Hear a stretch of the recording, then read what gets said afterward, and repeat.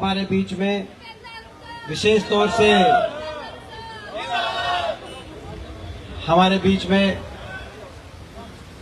तौर से इस धरने पे हमारा साथ देने के लिए पहुंचे हमारे आदरणीय हरियाणा प्रदेश कांग्रेस कमेटी के अध्यक्ष राव नरेंद्र जी, हम पूरे इलाके की तरफ से आपका बहुत बहुत स्वागत करते हैं। आज आप हमारे बीच में पहुंचे हैं।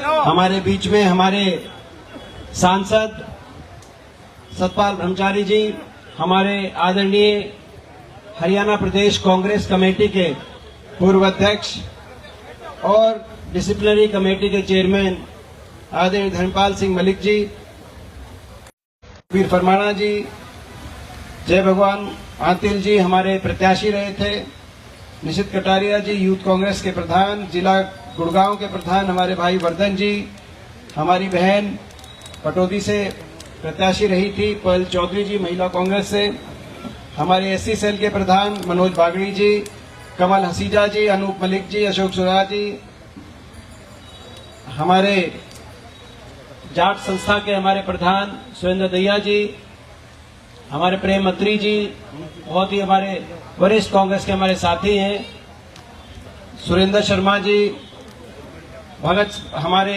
भगत सिंह जी, बहुत कांग्रेस के हमारे एक बहुत बड़े स्तंभ हैं सोनीपत के, हमारे बहुत से सभी पार्षदगण, महिला कांग्रेस, यूथ कांग्रेस, एनएसवाई, सेवा दल, बहुत से हमारे जिला कार्यकारिणी के सारे सदस्यगण, जिला कार्यकारिणी के सारे पदाधिकारीगण, एक एक का मैं नाम नहीं ले रहा, लेकिन पूरी जिला कांग्रेस के सारे चेहरे मेरे सामने हैं। सारे मैं सबको लगभग जानता हूं। हमारे पूर्व जिला अध्यक्ष भी प्रदीप गौतम जी भी उपस्थित हैं, वो पूर्व जिला अध्यक्ष के रूप में, क्योंकि अब मैं ये देख रहा हूँ कि किसका नाम जो है, क्योंकि जिला कार्यकारिणी के तो सारे हैं, जिसका एक का लेंगे तो सबका लेंगे, तो सभी आपके तो सभी जो आज यहाँ पे कांग्रेस के हमारी पूरा कांग्रेस का परिवार, सोनीपत का कांग्रेस का परिवार यहाँ पे एकत्रित है। पिता तुल्य बुजुर्ग, नौजवान साथी, मातृशक्ति, आज ये जो धरने की जरूरत क्यों पड़ी मुझे ज्यादा आप जानते हो। ये भारतीय जनता पार्टी की सरकार, जो जन भावना को चुरा के बनाई गई सरकार, ये जन भावनाओं को रौंदते हुए कदम बढ़ाई जा रही, क्योंकि प्रजातंत्र में अगर जन भावना से सरकार ना बने, आप जानते हो प्रदेश में जन भावना बदलाव की थी, लेकिन हर तरह का खेल खेला गया, साम दाम दंड भेद, यंत्र तंत्र और षड्यंत्र, काला धन, जो बीजेपी ने अरबों रुपए काला धन एकत्रित कर किया गया है, काला धन का दुरुपयोग किया गया चुनाव में और मैनेज किया गया। नतीजा आपने देखा, जब चुनाव की वोट पड़ने के बाद प्रेस कॉन्फ्रेंस हुई, नायब सैनी जी, उस प्रेस कॉन्फ्रेंस में उनसे पूछा गया कि भाई आपको क्या लगता है, तो उन्होंने कहा हमारी सरकार बनेगी। तो क्या किसी को जच नहीं रही बात, प्रेस वालों ने कहा। और नायब सैनी जी ने ये नहीं कहा, ये कह सकते थे कि चुनाव प्रचार में हरियाणा कोने कोने में गए हैं, लोगों ने बड़ा साथ और आशीर्वाद दिया, इसीलिए सरकार बनेगी। नायब सैनी जी ने कहा कि सारे इंतजाम हो गए हैं, इसीलिए सरकार बनेगी। यही कहा था कि नहीं कहा था? वो इंतजाम काले धन के इंतजाम थे। मैनेजमेंट, जनभावना नहीं जीती, मैनेजमेंट से चुनाव मैनेज किया। और जब जनभावनाओं से सरकार नहीं बनती, वो सरकार जनभावनाओं को दरकिनार करके चलती है। और यही आपने देखा लगातार हरियाणा में हो रहा है। चुनाव का नतीजा आते ही पहला वायदा किसान के लिए था कि 3100 धान में मिलेंगे, एमएसपी भी नहीं मिली, न धान पे, न नरमा पे, न बाजरे पे, एमएसपी पे भी खरीद नहीं हुई। फिर वायदा था कि बड़े बुजुर्गों की पेंशन हम कह रहे थे कि 1 नवंबर से 6000 करेंगे, हमने तो तारीख बताई थी कि 1 नवंबर 2024 से 6000 करेंगे। इनकी सरकार बन गई तो बूढ़े बड़े बुजुर्गों को भूल गए और कहा कि अभी पेंशन नहीं बढ़ाएंगे। फिर वायदा था कि महिलाओं को, हरियाणा की हर एक महिला को 2100 रुपए प्रति माह महिला सम्मान भत्ता मिलेगा। मैं पूछना चाहता हूं कितनी महिला यहां बैठी हैं, कितनों को मिल रहा है? मैं पूछना चाहता हूं किस किस को नहीं मिल रहा है? एक बार हाथ खड़ा करके बताओ किस किस को नहीं मिल रहा। प्रेस के साथ ही नोट करें कि लगभग हर महिला ने यहां पर हाथ उठा के बताया कि हमें नहीं मिल रहे। फिर कहा था कि युवा को रोजगार देंगे, एचपीएससी में, एसएससी में बिना खर्ची पर्ची रोजगार देंगे। लेकिन आपने देखा एक के बाद एक लिस्ट निकाली जिसमें हरियाणा के बच्चों को नंबर नहीं मिला, या तो वैकेंट रह गई या प्रदेश से बाहर के बच्चों को लगाने का काम किया। फिर जब बारिश ज्यादा हुई, जल भराव की स्थिति हुई, किसान की फसल का नुकसान हुआ, तो कहा कि किसान की भरपाई करेंगे। लेकिन एकड़ के भाई 36 बिरादरी के गरीब परिवार, बीपीएल परिवार, वो स्कीम भी ठंडे बस्ते में डाल दी। फिर कहा कि बीपीएल का लाभ दिलवाएंगे। चुनाव से पहले बीपीएल कार्ड बनवाए गए और चुनाव के बाद 12 लाख बीपीएल कार्डों को काटने का काम इस सरकार ने किया कि नहीं किया? मैं आपसे पूछना चाहता हूं। जन भावनाओं को रौंद के चली सरकार, क्योंकि जन भावना की चोरी से बनी है सरकार। लेकिन ये सरकार ना भूले, जन भावना हमारे साथ है, विपक्ष के साथ है। लोकसभा में भी जन भावना हमारे साथ थी। जब 28 प्रदेशों में, देश में जब चुनाव हुआ, 28 प्रदेशों में सबसे ज्यादा विपक्ष की, इंडिया गठबंधन की और कांग्रेस पार्टी को अगर सबसे ज्यादा मत प्रतिशत कहीं मिला तो वो हरियाणा प्रदेश के अंदर 47.6% मत के साथ आपने 5 सांसद भेजे। और उसके बाद मैनेज तो कर लिया आपने, लेकिन बराबर की वोट आपको विधानसभा में, दोनों पार्टियों की 40-40 लगभग प्रतिशत वोट, 37 विधायक, आज तक के हरियाणा के इतिहास में सबसे बड़ा विधायक दल विपक्ष में। तो टक्कर का विपक्ष है। मैं भारतीय जनता पार्टी को और मुख्यमंत्री जी को कहना चाहता हूं, आप जनता को दरकिनार करके कदम अगर बढ़ाओगे तो टक्कर का विपक्ष खड़ा है, टक्कर का विपक्ष खड़ा है।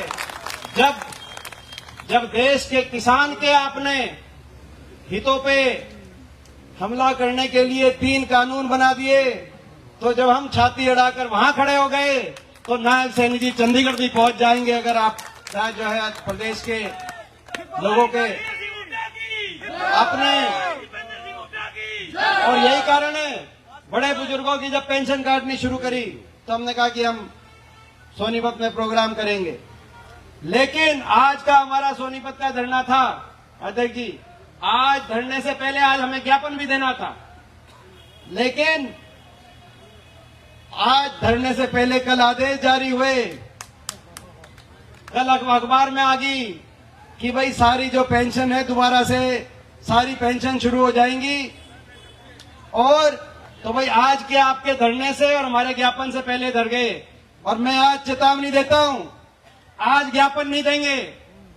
आज हम ज्ञापन, डीसी साहब इंतजार कर रहे हैं, लेकिन आज हमारी जीत है और जीत पे ज्ञापन नहीं देंगे डीसी साहब आपको। मगर नायब सैनी जी सुनो, नायब सैनी जी आपको अगर बात सुन रही है और आप अगर हरियाणा में, हो सकता है पंजाब में हो, पंजाब तक पहुंचे ना पहुंचे, लेकिन अगर आप हरियाणा में वापस आ लिए तो आप बात सुनो नायब जी। आज तो हम ज्ञापन नहीं दे रहे क्योंकि कल आपने हमारे धरने से पहले घोषणा कर दी बड़े बुजुर्गों की पेंशन की। लेकिन अगर आप इस बात में पीछे हट गए तो जैसे दिल्ली पहुंच गए थे 3 कानूनों के बाद, चंडीगढ़ पहुंचेंगे और ज्ञापन राज्यपाल को नहीं, आपके घर आकर ज्ञापन देंगे। आज ज्ञापन वापस वहीं पहुंचेंगे। गरीब के, बड़े बुजुर्गों के, किसान के हकों की लड़ाई लड़नी पड़ेगी। इस भारतीय जनता पार्टी से प्रजातंत्र को भी बचाने की लड़ाई लड़नी पड़ेगी। आपने देखा लोकसभा में क्या हुआ, लोकसभा देखते हो कि नहीं देखते हो? क्या हुआ लोकसभा में? जब नेता विपक्ष राहुल गांधी जी अपनी बात कहने के लिए खड़े हुए सदन में, तो सरकार ने कहा कि आपको बोलने नहीं देंगे। जब हम भी अपनी जिद पे अड़े कि भाई इनको बोलने क्यों नहीं दोगे, तो नेता विपक्ष है, इनको बोलने दो, तो कहा कि ये सरकार से सहमति बने उस विषय पे बोल सकते हैं, ये भारत अमेरिका की डील पे नहीं बोल सकते, ये एप्स्टीन पे नहीं बोल सकते, ये भी एक आपको पता है, जितना कम कहो बोला उस पे भी नहीं बोल सकते, ये जनरल नरवणे पे नहीं बोल सकते, जिन्होंने चीन के साथ जब युद्ध हो रहा था तब क्या उन्होंने खुलासा किया, बोला जो सहमति बने सरकार से उसी पे बोल सकते हैं। तो अगर सरकार की सहमति से बोलनी है, सरकार के सहमति से आकर बोलना है, तो भाई आपने सतपाल ब्रह्मचारी जी को यहां से और आप ही के आशीर्वाद से सोनीपत रोहतक से मुझको और हम सबको, राहुल गांधी जी को विपक्ष में आपने अगर सरकार की सहमति से बोलने के लिए भेजा है, तो फिर विपक्ष की क्या जरूरत है, और विपक्ष नहीं हो तो फिर प्रजातंत्र क्या सा। और उसके बाद जब हम अड़े कि पहले राहुल जी अपनी बात तो बोलने दो इनको, तो देश के इतिहास में पहली बार प्रधानमंत्री जी बोलने ही नहीं आए राष्ट्रपति अभिभाषण पे, आपने देखा होगा क्या, भाग्य जी भाग्य, बोलने नहीं आए, और बोलने नहीं आए और कहा कि कांग्रेस की महिला सांसदों के नारेबाजी से घबराकर ये स्पीकर साहब ने औपचारिक रूप से आसन पे बैठ के कहा कि कांग्रेस की महिला सांसदों से डर के नहीं आ रही। और कमाल की बात है, कमाल की बात है, आपकी सरकार, तानाशाही सरकार, सारे संवैधानिक संस्थाओं पे काबिज हो चुकी सरकार, एक और देश की जनता है, देश का विपक्ष है, राहुल गांधी जी के नेतृत्व में वहां पे हम आवाज उठाने से हम तो कभी नहीं घबराए, क्योंकि आपका आशीर्वाद हमारे साथ है, इसीलिए हमको इनसे घबराने की जरूरत। लेकिन ये जो डरे, ये महिला सांसदों की नारेबाजी से नहीं, ये सच्चाई से डरे हैं, ये सच्चाई नहीं चाहते देश सुने। ना तो 5 मिनट अगर कोई बोलने दिया जाए विपक्ष को तो क्या एतराज होना चाहिए, मगर ये नहीं चाहते कि सच्चाई देश सुने, मगर सच्चाई देश को पता चल चुकी है, ये वहां रोकने से नहीं रुकती बात। अब सच्चाई पता चल गई कि नहीं चल गई सच्चाई। भारत अमेरिका के डील में हिंदुस्तान के हकों को जैसे बेचा गया, किसान के हकों को बेचा गया, उसकी सच्चाई पता चल गई कि नहीं चल गई आपको? एप्स्टीन फाइल की भी सच्चाई पता चल गई कि नहीं चल गई आपको? तो सच्चाई आप तक पता चल गई, और सच्चाई और अच्छाई के लिए लड़ना पड़ेगा। पिछली बार भी लड़े थे, मैं आपको बधाई देता हूं, सोनीपत के अपने कांग्रेस के परिवार की 36 बिरादरी को बधाई देता हूं। पिछली बार भी आपने लड़ाई लड़ने में, आपकी तपस्या में कोई कमी नहीं थी, आपकी लड़ाई में कोई कमी नहीं होगी। अगर कहीं कोई कमी तो हो सकता है हमारे जैसों की तपस्या में कोई कमी रह गई होगी, लेकिन आपकी तपस्या में कोई कमी नहीं रही थी। इसीलिए दोबारा कदम बढ़ाएंगे। अपनी लड़ाई सच्चाई और अच्छाई की लड़ाई है, और सच्चाई की अच्छाई लड़ाई में जीत जो है वो सच्चाई अच्छाई की होती है। और ये तो हरियाणा की 36 बिरादरी की भगवान राम रूपी जनता है। भगवान राम तो इस जनता में बसता है, ये तो भगवान राम रूपी जनता है। भगवान राम को भी 14 साल का वनवास काटना पड़ा था, कोई बात नहीं, आपकी भी जनता की भी जीत हरियाणा में हो गई। 29 के अंदर बच नहीं सकते ये, 29 में सच्चाई अच्छाई की जीत होगी, मगर वो तब होगी जब मिलके दोबारा कदम बढ़ाएंगे। मैं आपसे पूछना चाहता हूं,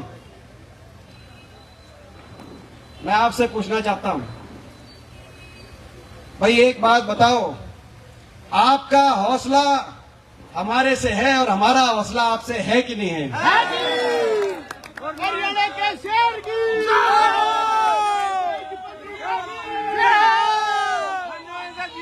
देखो भाई, हमारा हौसला थारे से है, हमारा हौसला थारे से है और थारा हौसला हमारे से है, ये बात समझ जाना। मैं इसलिए, और तो भाई फिर एक बात दूसरी बताओ, ये लड़ाई हरियाणा के अंदर बदलाव की लड़ाई जो आपसे छल से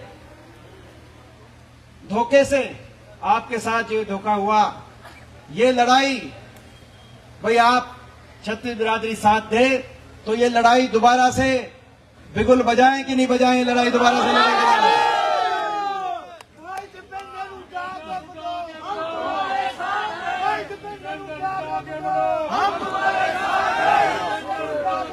इसमें इसमें इसमें इसमें इसमें मैं एक बात आपको बता रहा हूं, आप लिख लेना। इस प्रकृति का भी नियम है, जब सच्चाई और अच्छाई को छल से पराजित किया जाता है तो अगली बार जब मुकाबला होता है तो उस सच्चाई की और प्रचंड जीत होती है। मुझे 2019 के लोकसभा चुनाव में कि मैं दोबारा ना पहुंच जाऊं संसद में, छल से मारा गया रात के अंधेरा में। आपको याद होगा रोहतक में आप लोग भी सारे पहुंच गए थे। जब यहां से हुड्डा साहब लड़ रहे थे, मैं रोहतक से लड़ रहा था, यहां का नतीजा 3 बजे आ गया था, सारे आप सब रोहतक गिनती पे पहुंच गए थे।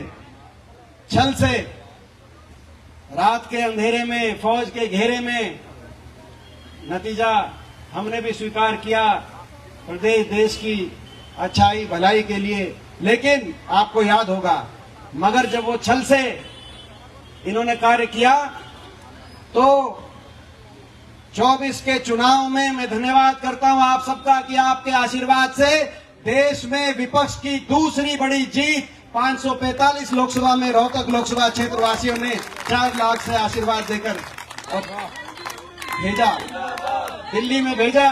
और मैं बता दूं इनको, चाहे जो लोगों ने आशीर्वाद देके भेजा है उन लोगों ने दिल्ली जाकर चुप होने के लिए नहीं भेजा है, राहुल जी के नेतृत्व में लड़ाई लड़ने के लिए भेजा है, विपक्ष की लड़ाई, छत्तीस बिरादरी की लड़ाई लड़ने के लिए भेजा है। और मैं धन्यवाद करता हूं। तो यही ऐसे ही भाई इस बार 24 के चुनाव में मात्र आधा प्रतिशत वोट के अंतर से, मात्र 14,000 वोट का अंतर, 3.5 करोड़ की आबादी के प्रदेश में इतनी वोटों का फर्क रहा था कांग्रेस और भाजपा की वोटों के अंतर में। इतने वोट के अंतर से सत्ता बल, धन बल, मीडिया बल, हर तरीके का छल बल से चुनाव तो मैनेज कर लिया, लेकिन अगली बार नहीं बचोगे। जैसे रोहतक के अंदर जो चुनाव बदला, इस बार हरियाणा के अंदर भी वही सच्चाई की जीत होगी। तो भाई ये है। और दूसरी बात आखिरी, सोनीपत का मेयर का चुनाव भी आ रहा है भाई, बहुत जरूरी। और मेयर के चुनाव में सोनीपत का क्या बुरा हाल अभी नगर निगम के कार्यकाल में और इनकी सरकार के कार्यकाल में है, मुझे बताने की जरूरत नहीं है। ना सफाई का, ओवर सीवरेज, ओवरफ्लो, सड़कों की क्या हालत है बताने की जरूरत नहीं, सफाई व्यवस्था की क्या जरूरत है, क्या हालत है वो बताने की, जो कूड़े के ढेर, 10 करोड़ के खजूर का घोटाले की से लेकर आज तक ड्रेन नंबर 6 के जो ऊपर कवर कराना था वो अधूरा पड़ा है। आप देखते हो नारियल फोड़ने की आपस में कंपटीशन है, काम करने ना करने का भी आपस में कंपटीशन है। ऑटो को सैद्धांतिक रूप से आगे बढ़ाने का फैसला हुआ था। ये मात्र 4 साल के अंदर, क्योंकि 2010 तक मेट्रो दिल्ली में ही थी, 4 साल में भादरगढ़, गुड़गांव, फरीदाबाद 3 जगह, और आगे मेट्रो को भादरगढ़ की मेट्रो रोहतक पहुंचे, कुंडली से मेट्रो सोनीपत पहुंचे, ये प्लान था। लेकिन पिछले रिठाला से और रिठाला से खरखोदा, ये मेट्रो का भी प्लान था हमारा, मगर पिछले 12 साल कहूंगा, क्योंकि केंद्र सरकार को 12 साल हो गए। ये बहुत झूठी पार्टी है, बीजेपी का दूसरा मतलब है बीजेपी, बहुत झूठी पार्टी, ये कुछ भी बता सकते हैं ये। और ये जब जनता से डरते हैं तब कदम हटाते हैं, ना तो इनकी नीयत में कितने छल है वो आपने देख लिया। मगर इन 12 साल में एक तरफ हमने 4 साल में 88 किलोमीटर मेट्रो का निर्माण किया था, और दूसरी तरफ भारतीय जनता पार्टी की सरकार ने 12 साल में 1 इंच और 1 खंबा भी मेट्रो आगे नहीं बढ़ाया। आप देखो अभी तक सोनीपत तक मेट्रो पहुंच जाती, अब भी सपने दिखाते हैं कि भाई 5 साल के आखिर तक पहुंचाएंगे, उसमें चाहेंगे। तो ये आप देखो कितना नुकसान हो गया इस इलाके का। कोई नई संस्थान अपने सोनीपत में नहीं आई। जब हमारे समय कितने universities, colleges, education city, industrial areas, rail coach factory घुस गई अपनी। गोहाना में रेल कोच फैक्ट्री आनी थी, आपको पता है, वो बनारस चली गई। एक भारत की बात करते तो एक भारत में जैसा बनारस का आदमी है ऐसा गोहाना का आदमी। कानपुर पीजीआई का क्या हाल है, मुझे बताने की जरूरत नहीं। हुड्डा साहब ने कानपुर पीजीआई की सोच के साथ वहां पर कानपुर पीजीआई या कानपुर विश्वविद्यालय, छोटीराम विश्वविद्यालय की बात और नेशनल बाबा Saheb Bhimrao Ambedkar national law university जो राजीव गांधी एजुकेशन सिटी में बनाने की बात हो। एक दिन धर्मेंद्र प्रधान जी से हम मिले थे, वो कह रहे थे कि जो आपने एजुकेशन सिटी बनाई है उस एजुकेशन सिटी को यहाँ पर जो अभी हमारे शिक्षा मंत्री है देश के भारत सरकार में, उन्होंने कहा कि वो सबसे बढ़िया मॉडल है, उसको हम देश में अब लेके जाना चाहते हैं। तो यहाँ राजीव गांधी एजुकेशन सिटी उस समय बनी, इतनी यूनिवर्सिटीज आई, लेकिन इन 12 साल में कोई स्कूल भी नहीं आया। इन 12 साल में एक मेट्रो का खंभा भी नहीं आया। इन 12 साल में बंद करें घाट में एक 100 गरीब को, किसी गरीब को 100 गज के प्लॉट का एक किसी को गरीब परिवार को लाभ नहीं मिला। इसीलिए लड़ाई लड़नी पड़ेगी। तो आज भाई ये जो मेयर में की बात कर रहा था मैं, ट्रिपल आईटी की बात है, बताओ ट्रिपल आईटी पे क्या हुआ, मुझे बताने की जरूरत नहीं है। मैं भाई एक बात बताओ, मेयर का चुनाव था पिछली बार, 2 चुनाव आए थे बीच में। पहले तो बड़ौदा में उपचुनाव आया था और फिर सोनीपत में मेयर का चुनाव आया था। उस समय भी बीजेपी का 19 के चुनाव के बाद कि भाई यार इनसे कैसे लड़ेंगे, लड़ने का कोई तरीका दिख नहीं रहा, ये तो भाई हर तरह का खेल खेलते हैं, लड़ने का तरीका नहीं दिख रहा। मगर जो हवा बनी हरियाणा के अंदर, अगर वो हवा कहीं से हवा का जन्म हुआ, या जो हम अपने सोनीपत की भाषा में, रोहतक में भाषा में कहते हैं जामी, अगर वो कहते हवा, तो बड़ौदा और सोनीपत के मेयर के चुनाव में जामी कि नहीं जामी, यहां से हवा बनी। अध्यक्ष जी, यहां से हवा बनी पूरे हरियाणा के अंदर। उस समय कोई नहीं कह रहा था। अब ये चुनाव दोबारा आ गया, मेहनत करी, हम सब यहाँ पे रहे, दिन रात हम लगे और सोनीपत की सीट को जिताकर कांग्रेस पार्टी ने पूरे प्रदेश में यहां से हम जीते थे। अब वो दोबारा चुनाव आ गया है, मेयर का चुनाव। बताओ भाई सारे, पिछले मेयर का जब चुनाव आ गया था बीच में साल एक पहले, मुझे पता है उस समय मायूस थे, आप सारे मायूस थे, आप भी थे, हम भी थे। उस समय कोशिश करी, मेहनत खूब करी, लेकिन क्योंकि नतीजा ऐसा आया चीटिंग के बाद, जब एक इंसानी उसका। लेकिन अब बताओ, पिछली बार वाला जो मेयर का चुनाव में यहाँ से जीत के गए थे, तो भाई इस बार बताओ जिम्मेदारी अगर आप कहो तो मैं प्रदेश अध्यक्ष जी को कह दूं कि हम जिम्मेदारी ले रहे हैं, प्रदेश अध्यक्ष जी यही देखने आए हैं। तो भाई बताओ, भाई एक बार हाथ उठा करके बताओ। तो भाई सारे मिलके भाई ये जो है यहाँ से सोनीपत में आपस में मिलकर चलेंगे और कांग्रेस पार्टी का संदेश यहाँ सोनीपत से जाएगा। इन्हीं शब्दों के साथ एक बार फिर आपको बधाई। आज का ये धरना नहीं है हमारा, ये हमारी जीत का एक वो है। और अब मैं आग्रह करूंगा जो विशेष तौर से हमारे बीच में, और ये कह रहे हैं कि बीपीएल पे भी कर दो, भाई देखो अब हर मुद्दे पे करेंगे, चिंता ना करो, जो है बीपीएल पे भी करेंगे। तुम नाकती देखो क्या प्लॉट हुआ, क्या कह रहा है,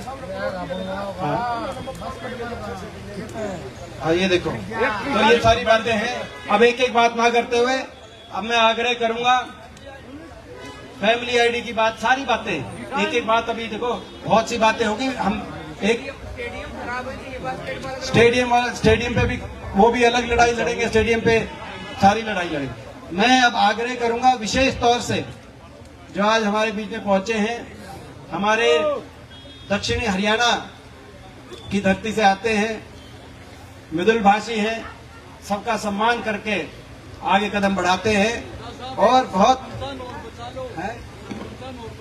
सरपंचों वाली बात भी रखेंगे।